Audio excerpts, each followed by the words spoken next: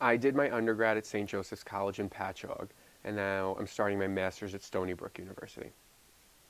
As you're going through your undergrad at St. Joseph's, they leave you with a dual certification. So you have general education and you have special education. So before you leave, you have to do a full year of supervised student teaching. So for the first half, you do your general education student teaching. So for that first half of the year, I did it all in Connecticut School Districts at Bosse Elementary School. And I was in a first grade room for half the semester, and then a fourth grade room for half the semester. And you, during that time, like take over the role of the teacher, and you take on a lot of responsibilities in the classroom, and you take over certain subjects that you teach in the morning or the afternoon or whatever it is, and you become like a part of the room. So then for the second half of the year, you move into the special ed student teaching, and you're placed in both a middle school setting and an elementary school setting. And in the elementary school setting, I was in a resource room, so it was kind of easy because you're just really the supplement to the teacher, and then you're going through the subjects that they already started in class and just elaborating on them. And then when you're in the middle school setting, you're in a real like separated, isolated special education room, and that's when you get to do more of like the hands-on work in special ed.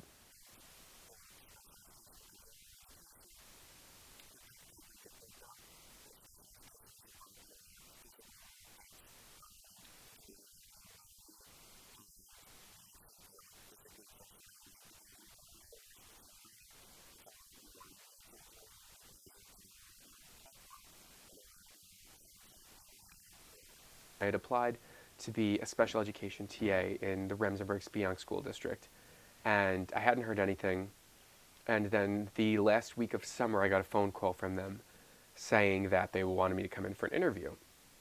So I was all excited. I was in Myrtle Beach when I got the phone call. I came home, and I went on the interview, and I didn't hear anything back for a week. I sort of didn't think I got it. And then they called me the day before school started and told me I got the job. So it was a tenure track position as a TA, not a teacher. But I was still excited because it was an important step in my career. And I knew it would look good on a resume, so I had to do it. For that, I was in an 811 classroom, which means you're with the most specialized special education students they have.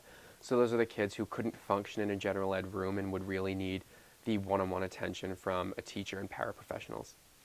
As a TA, I was responsible for really the main care of one boy that had severe autism. So this boy really could not function in the general ed classroom. He couldn't function in general ed specials like gym or music or art. So I had to be with him at every moment of the day. So from the time he got there, I got him off the bus.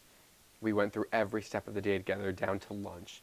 So it was really the role of a caretaker more than a teacher, but I was in charge of like his ELA work and following his IEP goals. I got a call from a principal asking me to come in for an interview for a fifth grade position. So I went on the interview, and on the spot they offered me the chance to come back for a demo lesson, which is like a big deal to do. So I was so excited. I came back in like 2 or 3 days later, and I started teaching the lesson, and I had 28 kids in the room, three assistant principals, and a principal watching me. So 10 minutes into my lesson, one of the assistant principals gets up with no affect on his face and just leaves. So I was like, ugh, all right. Then another 10 minutes goes by, and the other two assistant principals stand up, again, no affect, and just leave the room. So I'm thinking by this point that I've completely lost it. There's no shot that I'm getting this job. And then in the last 5 minutes of my lesson, the principal stands up and says, all right, Mr. Tucker, I'll meet you in my office when you're done. So at this point, any idea of me getting this job is out of my head.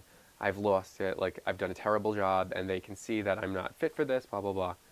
So I go down to the office afterwards, and she asked me what I thought about it. So I was honest with her, and I told her my opinion about what I thought I did well and what I thought maybe I could have done differently. And I explained why I did the things I did and why I made the choices that I made. And she wound up offering me the job on the spot. So I accepted, and then a week later, I waited for my fingerprints to clear, and I started.